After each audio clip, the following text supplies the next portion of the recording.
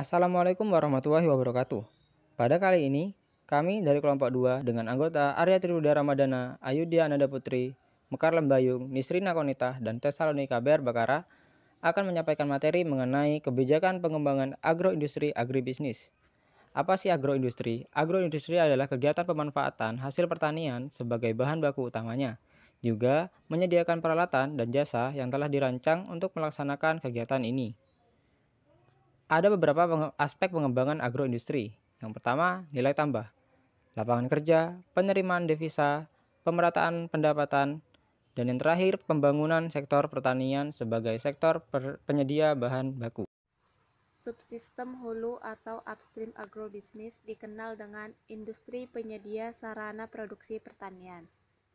Subsistem hulu merupakan industri penghasil barang-barang modal pertanian seperti industri pembenihan atau pembibitan, tanaman, ternak, ikan, agrokimia seperti pupuk, pestisida, obat, vaksin ternak atau ikan, juga agrootomotif yaitu industri alat dan mesin pertanian.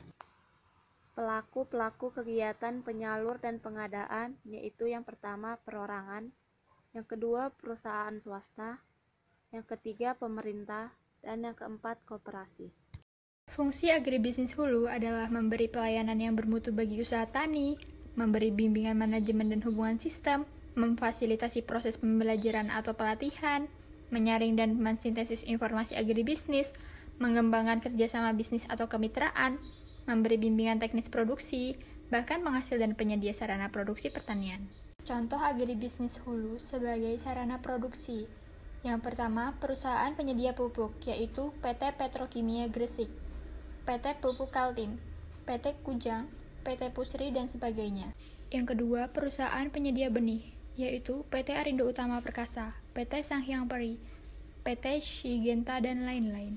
Yang ketiga adalah perusahaan penyedia agrootomotif, seperti PT Putra Andalan Jaya, dan masih banyak yang lainnya. Subsistem hilir, downstream agrobusiness, industri pengolahan produk pertanian.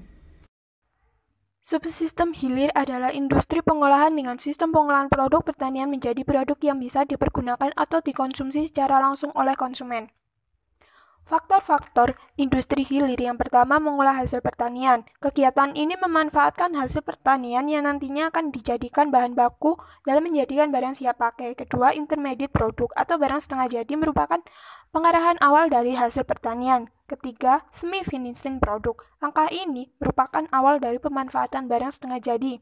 Yang terakhir, final produk merupakan proses kegiatan tahap paling akhir dalam sistem industri hilir, di mana produk yang sudah melewati tahap ini adalah produk yang sudah siap jual.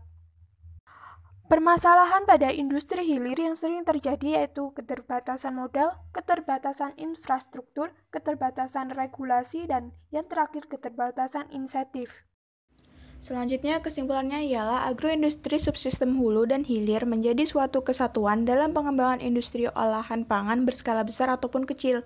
Namun, umumnya dalam pengelolaan usaha industri dimulai dari mengolah bahan baku hingga pemasaran. Akibatnya, terjadi hambatan pada pemerataan dalam perolehan nilai tambah dan pelaksanaan pendalaman struktur, sehingga diperlukan pengembangan subsistem agroindustri dengan membentuk usaha yang mengarah ke spesialisasi lembaga pada bagian bahan baku, bahan setengah jadi, pengelolaan lanjutan, pengemasan, dan pemasaran. Sebagai contohnya ialah pengolahan makanan dari pisang. Di Indonesia sendiri, khususnya Pulau Jawa, menjadi pusat penghasil pisang dengan rata-rata 67,2 ton per hektar. Dengan produksi pisang yang tinggi, maka di beberapa kabupaten dilakukan pengolahan pisang sebagai peningkatan nilai tambah. Selanjutnya, diperlukan peningkatan daya saing produk dengan memperbanyak variasi atau jenis dari produk, memperhatikan kualitas atas produk yang dihasilkan, juga pemerhatian pada selera atau minat dari konsumen. Terima kasih sudah menonton. Wassalamualaikum warahmatullahi wabarakatuh.